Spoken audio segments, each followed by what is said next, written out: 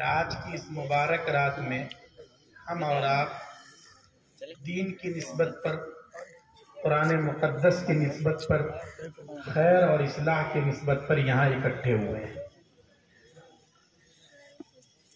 آپ حضرات کی یہ تشریف آوری، آپ کی یہ موجودگی اس بات کو بتلا رہی ہے کہ ٹھنڈی ہواؤں کے باوجود جو آپ یہاں بیٹھے ہیں، یہ اس بات کی دلیل ہے کہ آپ کا قرآن کریم کے ساتھ تعلق ہے، دین کے ساتھ تعلق ہے، بزرگوں کے ساتھ تعلق ہے، پڑھنے اور پڑھانے والوں کے ساتھ تعلق ہے۔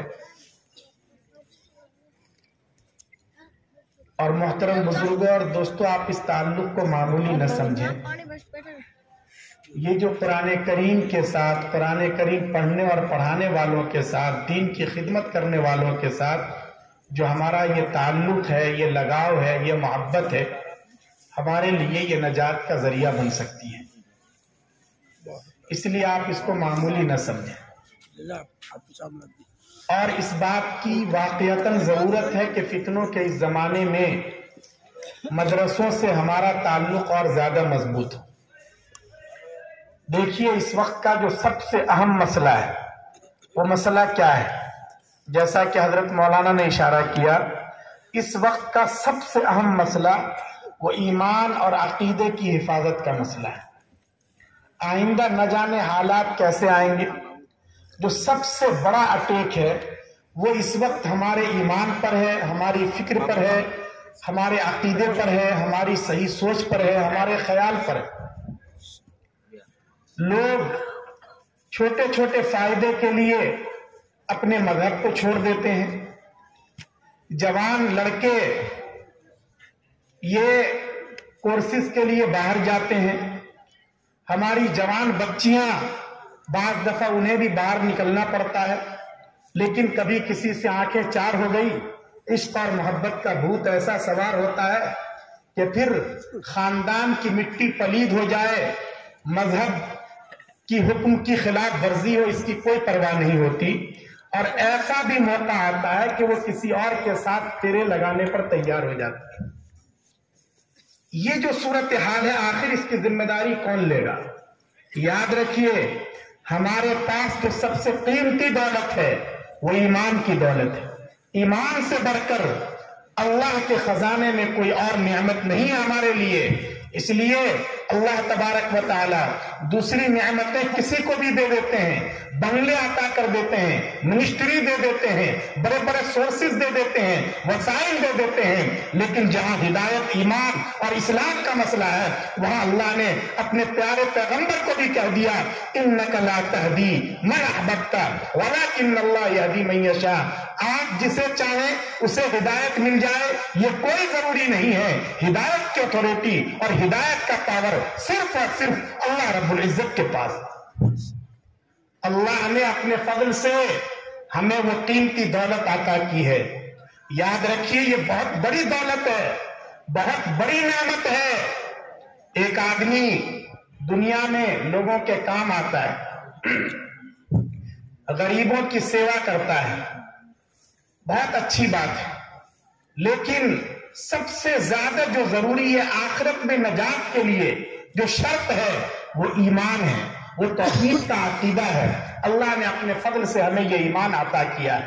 ہمیں اس ایمان کی حفاظت کرنی ہے، اپنے ایمان کی بھی حفاظت کی فکر کرنی ہے اور نسلوں کی بھی فکر رکھنی ہے۔ یاد رکھیے، یہ مدرسے اسی مشن کو لے کر چل رہے ہیں۔ دعوت و تبلیغ کی ساری محنت یہ اسی کے لیے ہے۔ دارالعلوم دیوبند، جس کی طرف یہ سارے مدرسے اپنی نسبت کرنے میں فخر محسوس کرتے ہیں، یہ کیوں قائم ہوا تھا؟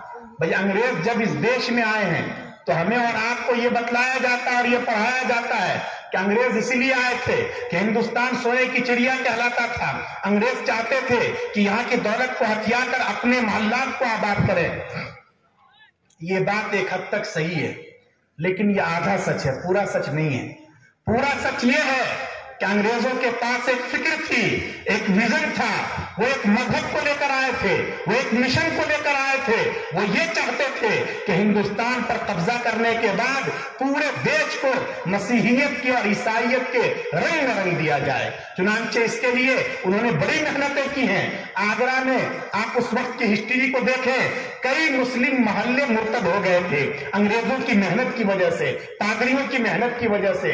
ہمارے علماء نے انگریزوں کا مقابلہ کیا, جنگ کے میدان میں بھی مقابلہ کیا, ان کے خلاف بندوقیں بھی چلائی, ان کے توپ خانوں کو بھی لوٹا اور اپنے خون کا بھی نذرانہ پیش کیا, اور سینکڑوں نہیں ہزاروں کی تعداد میں پھانسی کے پھندے پر لٹکائے گئے. لیکن علماء سمجھ گئے تھے کہ انگریزوں کے پاس جو ہتھیار ہیں, ان کے پاس جو تکنیک ہے لڑائی کی, ابھی ان کو میدان میں ہرانا آسان نہیں ہے. اس لیے وہ ایک طرف ہو گئے, بیٹھ گئے اور دوسرے محاذ پر اپنی نسلوں کے ایمان کی حفاظت کے لیے, تاکہ کم از کم انگریز اپنے اس مشن میں کامیاب نہ ہو سکیں, انہوں نے مدرسہ قائم کیا. دیوبند میں دارالعلوم قائم ہوا, اور پھر ڈگر ڈگر, نگر نگر, قریہ قریہ, چھوٹی بڑی بستی میں چھوٹے چھوٹے بڑے بڑے مدرسے قائم ہوئے, اور ان مدرسوں کے ذریعے الحمدللہ نسلوں کے ایمان کی حفاظت کی فکر کی گئی ہے. آج جو آپ کے چہرے پر داڑیاں ہیں, آپ کے سر پر جو ٹوپیاں ہیں, مسجد کے اونچے اونچے منارے ہیں, مسلمان اس ملک میں اپنی شریعت کے ساتھ ہیں, اپنے دین کے ساتھ ہیں, قرآن مقدس کے ساتھ ہیں. یہ در حقیقت انہی علماء کرام کی قربانیوں کا نتیجہ ہے.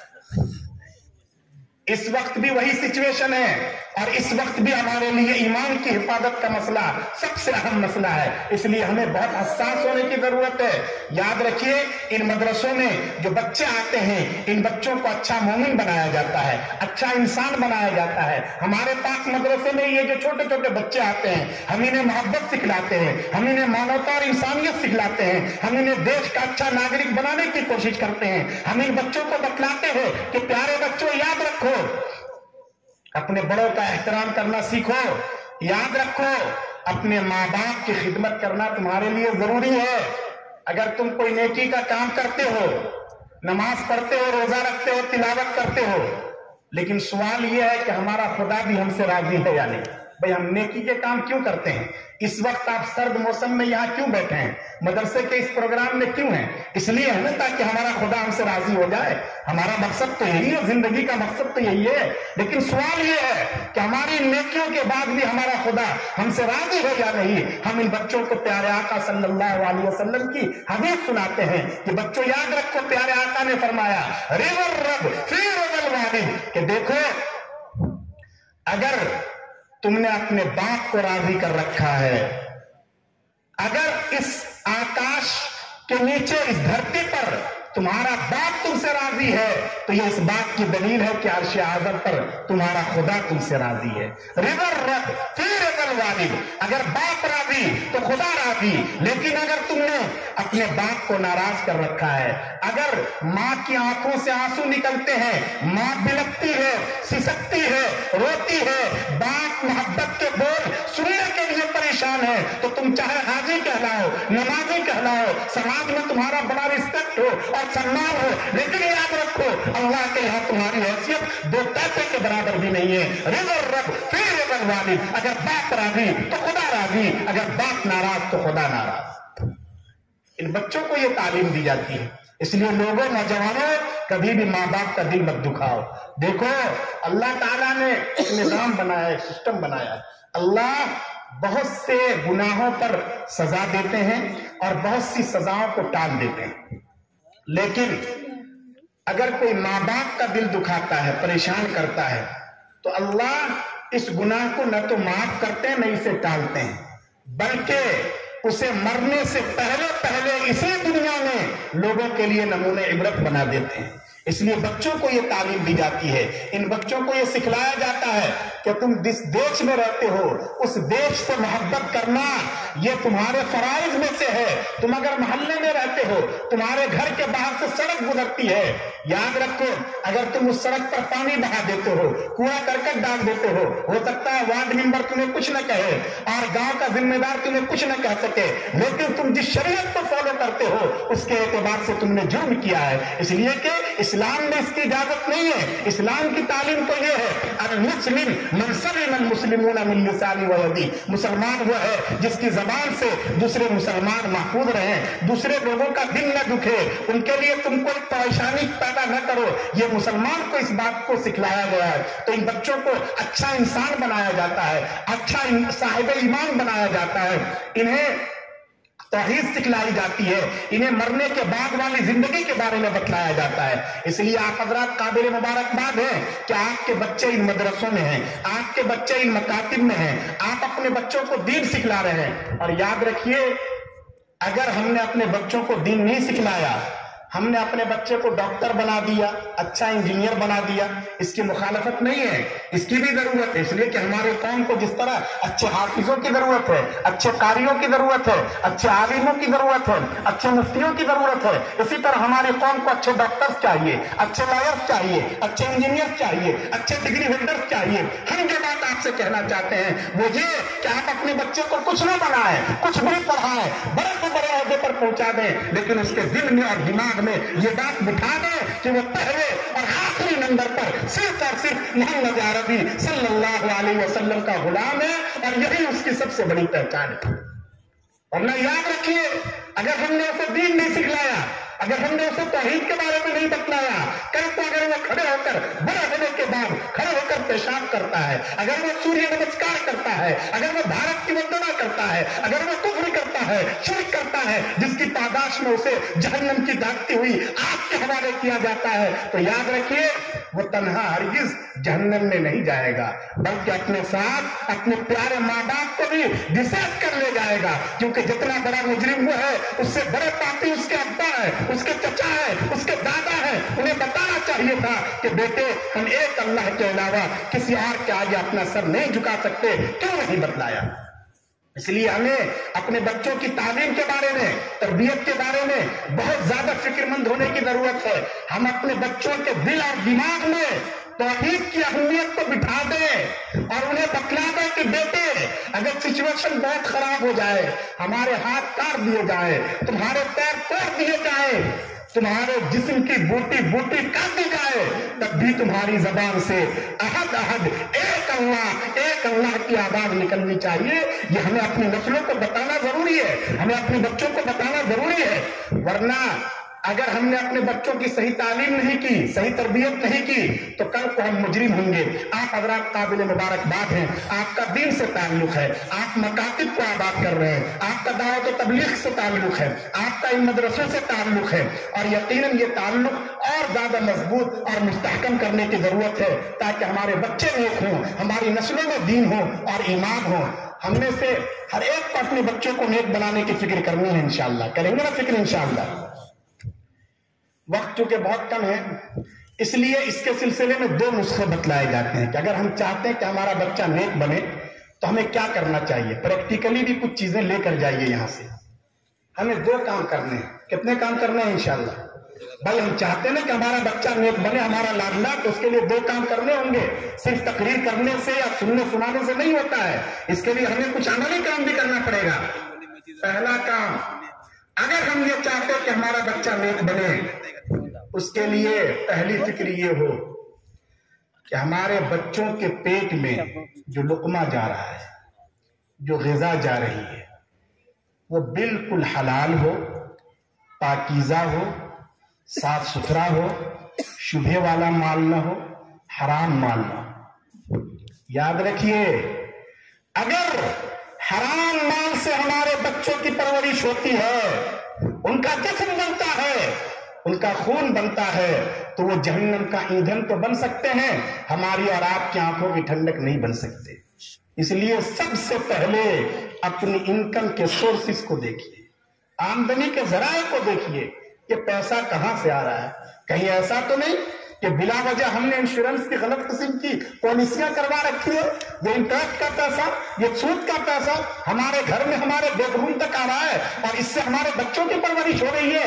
یاد رکھیے، یہ سود لینا بھی حرام، سود دینا بھی حرام ہے۔ یہ سود اسلام کے خلاف بغاوت ہے، اس کی بالکل اجازت نہیں ہے۔ احل اللہ البیع وحرم الربا، اللہ نے کاروبار کی اور بزنس کی اجازت دی ہے، اللہ نے سود کو بالکل بین کر دیا ہے۔ اس لیے ہمیں دیکھنا ہے، چاہے ہم روکھا سوکھا کھائیں گے، चाहे हम मामूली खाना खाएंगे लेकिन हम अपने बच्चों को जहन्नम की तरफ नहीं ढकेलेंगे। सभी हजरात को इसकी फिक्र करनी है।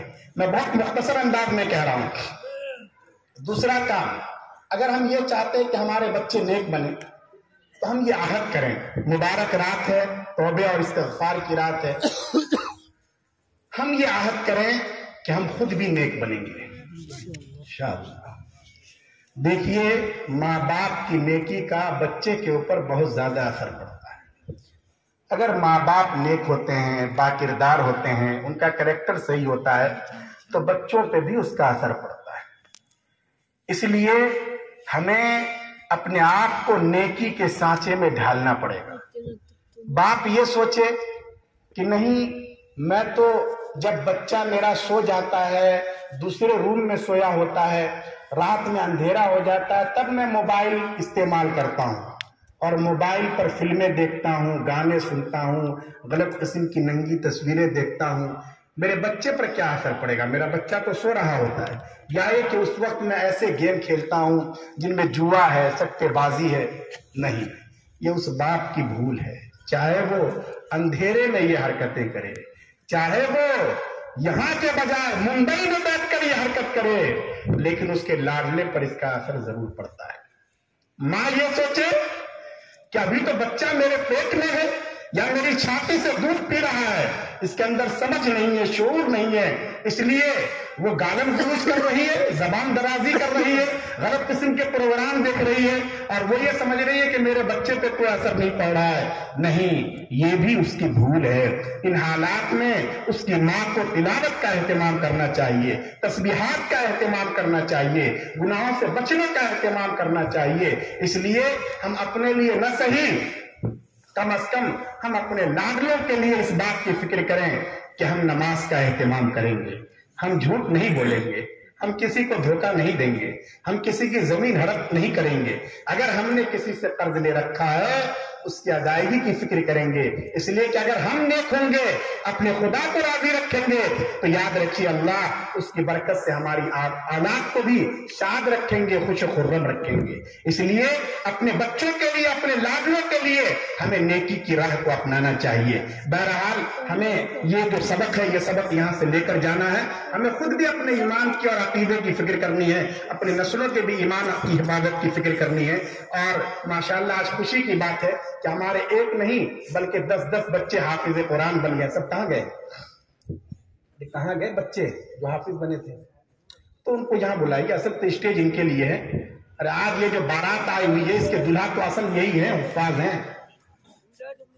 मैं अब एक हदीस सुनाकर अपनी बात खत्म कर रहा हूँ। मौलाना फरमा रहे हैं कि वक्त हो चुका है, हमने आवाम से जो वादा किया था हमारा वक्त पूरा हो गया, तो इसलिए अब प्रोग्राम को स्टॉप किया जाए। तो अब प्रोग्राम खत्म हुआ चाहता है, मैं एक हदीस सुनाकर अपनी बात खत्म कर रहा हूँ।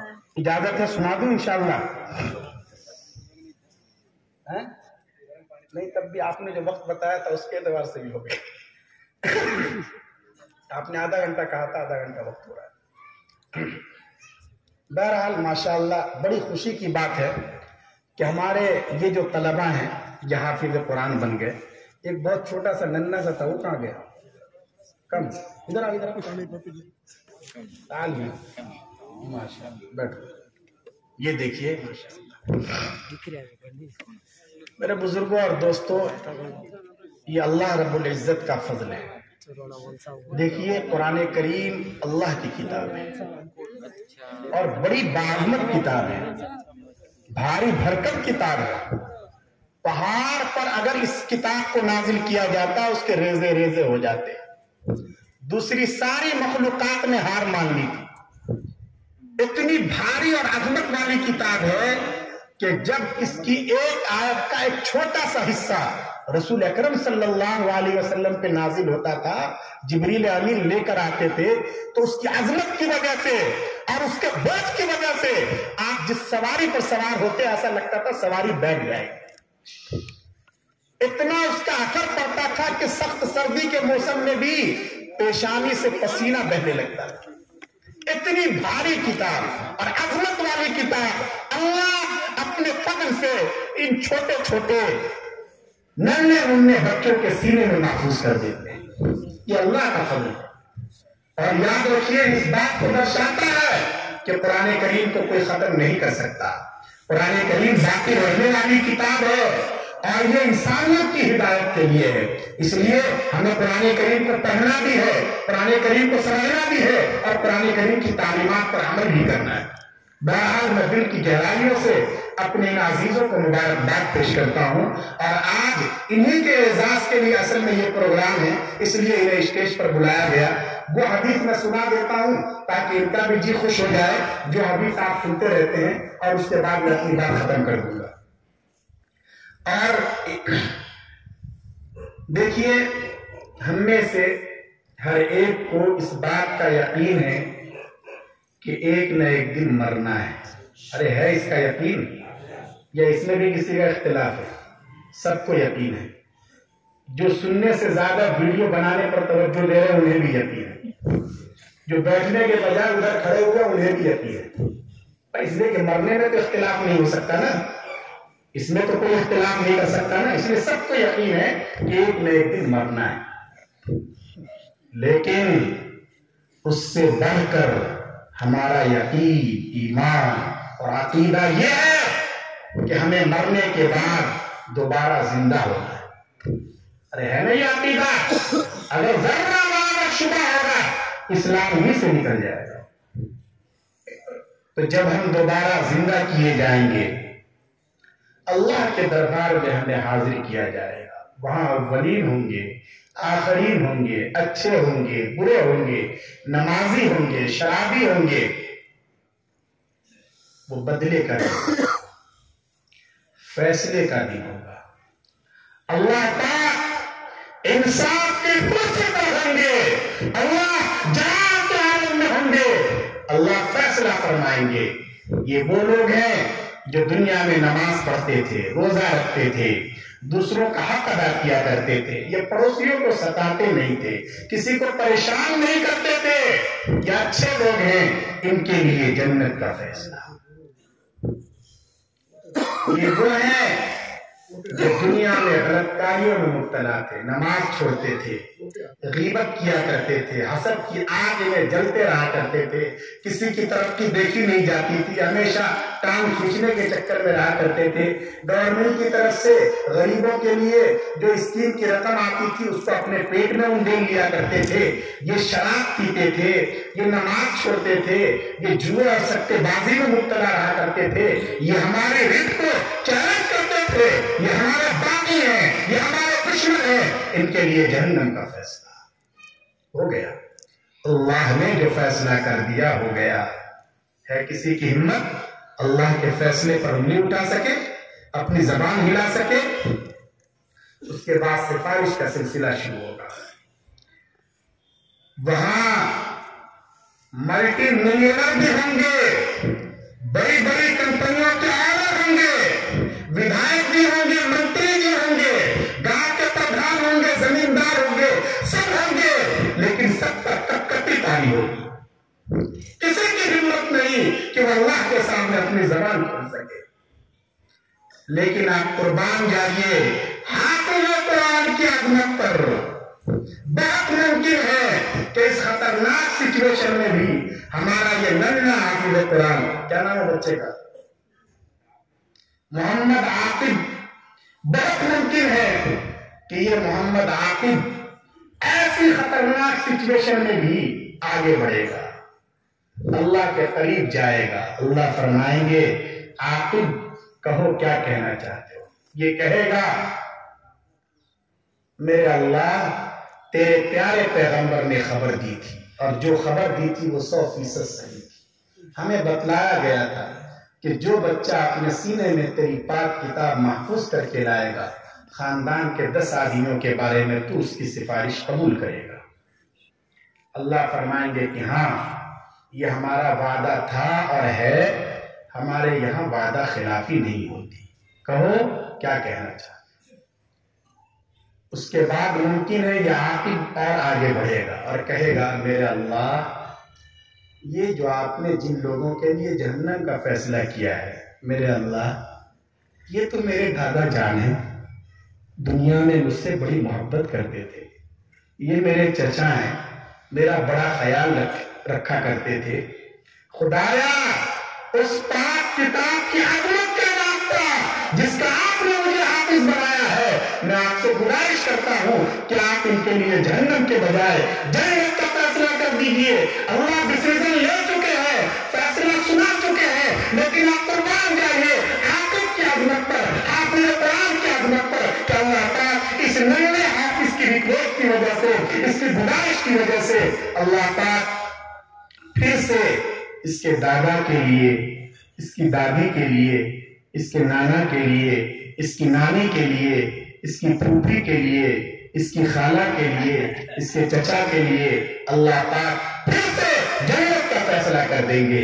یہ ہے وہ عظمت والے بچے، لوگوں ان کی عظمت کو سمجھو، انہیں محبت کی نگاہ سے دیکھو، انہیں اپنے سینے سے لگاؤ، انہیں اپنی آنکھوں پر بٹھاؤ۔ اللہ نے انہیں بڑا انمول بنایا ہے، دنیا کے فکروں سے، دنیا کی کرنسیوں سے انہیں نہیں تولا جا سکتا، یہ بڑے انمول ہے، اور یہ سکہ اس دن چلے گا قیامت کے دن، جب پاؤں فیل ہو جائیں گے، ڈالر فیل ہو جائیں گے، دنیا کی ساری کرنسیاں ختم ہو جائیں گی، وہاں یہ آخر والا سکہ چلے گا، وہاں یہ آخر قرآن والا سکہ چلے گا۔ قبر کے اندھیرے میں کوئی کام نہیں آئے گا، لیکن آپ نے اپنے بچے کو جو آپ نے قرآن بنایا ہے وہ پہنچ جائے گا، اور اس کے سینے کے قرآن کی برکت سے وہاں کا اندھیرا ختم ہو جائے گا، سانپ ہٹیں گے، بچہ ہٹیں گے، اجگرے ہٹیں گے، وہاں آپ کو احساس ہوگا کہ آپ نے دنیا میں ایک کام آتا بندی کا کیا تھا۔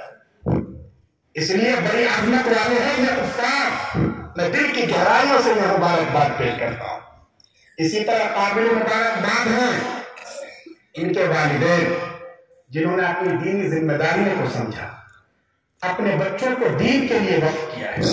ہر ماں باپ کو اس کی فکر ہونی چاہیے، ورنہ اگر بچوں کی صحیح تعلیم اور تربیت نہیں ہوتی ہے تو آج کل کیا ہو رہا ہے، سماج میں آگ لگی ہوئی ہے، یہ کم عمری میں ہی یہ بچے ہمارے ہاتھوں سے پھسل جاتے ہیں۔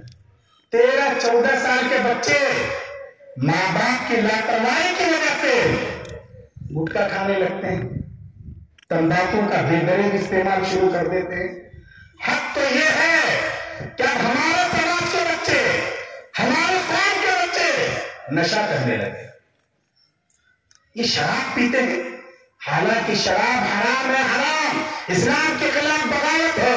الخمر جنان، شراب گناہوں کی جڑ ہے۔ ایک آدمی اگر شراب پی لے تو وہ بڑا سے بڑا کام کر سکتا ہے، کسی کا مدد کر سکتا ہے، کسی کے ساتھ اپنا منہ کالا کر سکتا ہے، اس لیے شریعت نے اس کو بالکل حرام قرار دیا۔ شراب ناپاک ہے، جیسے پیشاب ناپاک ہے، پیشاب آدمی نہیں پی سکتا، اگر پیشاب کپڑے پر لگ جائے وہ کپڑا ناپاک، اسی طرح اگر شراب بھی کسی کے کپڑے پر لگ جائے وہ کپڑا ناپاک ہو جاتا ہے۔ لیکن ہمارے سماج میں اس طرح کی چیزیں ہیں، اس لیے ہمیں اپنے بچوں کو، اپنے نوجوانوں کو، اپنی بچیوں کو کنٹرول میں رکھنے کی ضرورت ہے، ان پر تیز نظر رکھنے کی ضرورت ہے۔ اور شراب کا مطلب بھی سمجھ لیجئے، شراب جو حرام ہے اس کا کیا مطلب؟ شراب کا مطلب ہے ہر وہ چیز جس کی وجہ سے نشہ پیدا ہو، چاہے ہم اسے شراب کہیں، بیئر کہیں، چاہے وہ لیکوڈ شکل میں ہو یا کیپسول کی شکل میں ہو، یا یہ کہ انجیکشن کے ذریعے اس کا اثر جسم میں پہنچایا جائے، اگر اس کی وجہ سے نشہ آتا ہے تو وہ حرام ہے اور اس کی بالکل اجازت نہیں ہے۔ اس لیے ان کے والدین قابل مبارکباد ہیں جنہوں نے اپنے بچوں کی صحیح تعلیم اور تربیت کے لیے اپنے بچوں کو مدرسے کے حوالے کیا۔ اللہ انہیں بہت نوازے گا۔ طبرانی کی روایت ہے کہ اللہ ان کے ماں باپ کو بلائیں گے اور اسٹیج پر ایک تاج نہیں بلکہ ڈبل تاج ان کے سر پہ سجایا جائے گا۔ وہ پریشان ہو جائیں گے کہ اللہ ہم تو گاؤں کے رہنے والے عام آدمی ہیں، عام کسان ہیں، ہم بس نماز پڑھتے تھے، ہمارے اعمال اتنے زیادہ اچھے تو نہیں ہے کہ سب لوگوں کے سامنے ہمارا احترام کیا جائے۔ اللہ تعالیٰ کی طرف سے جواب ملے گا یہ تمہارے اپنے اعمال کی وجہ سے نہیں ہے بلکہ یہ اس وجہ سے ہے کہ تمہارے بیٹے کے سینوں میں نے اپنی پاک کتاب کو محفوظ کیا تھا۔ اس لیے ان کے والدین قابل مبارکباد ہیں، اس سے زیادہ ان کے اساتذہ قابل مبارکباد ہیں۔ بھائی ماں باپ نے تو مدرسے کے حوالے بچے کو کر دیا، یا اساتذہ ہیں جو فجر سے پہلے بیدار ہو جاتے ہیں اور رات کو بہت دیر سے سوتے ہیں، یہ ان بچوں پر محنت کرتے ہیں، یہ بچے آتے ہیں کسی حرف کی صحیح ادائیگی نہیں کر سکتے، ایسے ایسے ماحول سے آتے ہیں کہ ان کو بولنا تک نہیں آتا۔ یہ اساتذہ انہیں بناتے ہیں، انہیں سنوارتے ہیں، ان کی تربیت کرتے ہیں، ان کی فکر کرتے ہیں، انہیں ماں کی ممتا اور باپ کی شفقت دیتے ہیں، جیسے ماں کی غذائی ہوتی ہے اس سے زیادہ رات دن ان بچوں کی غذائی کرتے ہیں، تب یہ اس قابل ہوتے ہیں کہ علماء کے ہاتھوں ان کے سروں پر دستار سجائی جاتی ہے۔ اور بدلے میں ہم ان اساتذہ کو کیا دیتے ہیں؟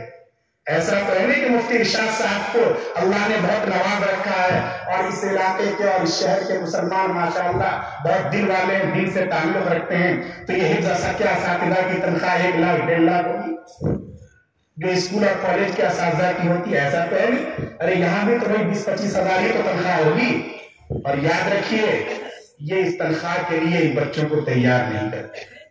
یہ انبیاء کے وارث ہیں، ان کا وہی آیا ہے جو انبیاء کے نعرہ تھا، وَمَا أَسْأَلُكُمْ عَلَيْهِ مِنْ أَجْرٍ إِنْ أَجْرِيَ إِلَّا عَلَىٰ رَبِّ الْعَالَمِينَ۔ لوگوں ہم تم سے کوئی معاوضہ نہیں چاہتے، تمہارا مال تمہیں مبارک ہو، تمہاری دولت تمہیں مبارک ہو، یہ تو ہم اللہ کے لیے کر رہے ہیں، اللہ رب العالمین ہی ہمارا اجر اور ہمارا معاوضہ دے گا۔ یہ بڑے مخلص ہیں، یہ ہمارے قوم کے محسن ہیں، یہ ہمارے بچوں کا فیوچر بنا رہے ہیں۔ اس لیے لوگوں ان اساتذہ کو قدر کی نگاہ سے دیکھو۔ یہ مکتب میں پڑھانے والا اساتذہ، مدرسے میں پڑھانے والا اساتذہ، مساجد کے ائمہ ہمارے لیے بہت زیادہ قابل احترام ہیں۔ یاد رکھیے یہ کوئی فرشتے نہیں ہیں، دودھ کے دھلے ہوئے نہیں ہیں کہ ان سے کوئی چوک نہیں ہو سکتی، ان سے کوئی غلطی نہیں ہو سکتی، پھر بھی یہ ہمارے محسن ہیں، ہمارے قوم کے محسن ہیں۔ اس لیے ہمیں ان کے ساتھ محبت کرنی چاہیے، ان کا احترام کرنا چاہیے۔ کتابوں میں لکھا ہے اور یہ تجربہ بھی ہے کہ جو لوگ ان علماء سے محبت رکھتے ہیں اللہ ان کی نسلوں میں علماء ربانی دین پیدا کر دیتے ہیں۔ دادا جان جو تھے وہ انگوٹھا چھاپ تھے، سگنیچر بھی نہیں کر سکتے تھے، انگوٹھا لگاتے تھے، لیکن چند سالوں کے بعد ماشاءاللہ اللہ نے ان کے پوتے کو مفتی اعظم بنا دیا ہے، ماشاءاللہ عالم دین بنا دیا۔ کیوں؟ اس لیے کہ دادا جان اگرچہ ان پڑھ تھے لیکن گاؤں کے امام کو چائے پلایا کرتے تھے، گاؤں کے امام کے سامنے زور سے نہیں بولا کرتے تھے، ان کا احترام کرتے تھے۔ اللہ نے اس کی برکت سے اس کی نسلوں میں علماء ربانیین پیدا کر دی۔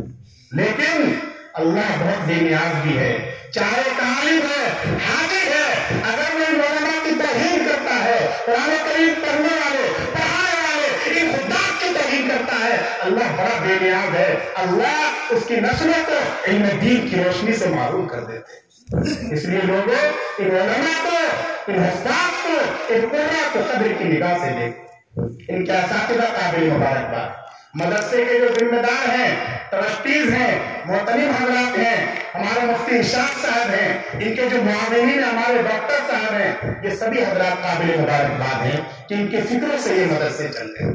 اس کے علاوہ دستار بندی کے آج اس اجلاس میں صرف ہمارے یہ بچے قابل مبارکباد نہیں، ان کے اساتذہ ہی نہیں، بلکہ آپ سبھی حضرات قابل مبارکباد ہیں جو یہاں اس کونے سے لے کر اس کونے تک بیٹھے ہوئے ہیں، جو اسٹیج پہ موجود ہیں، جو اندر بیٹھے ہوئے ہیں، آپ سبھی حضرات قابل مبارکباد ہیں۔ کیوں؟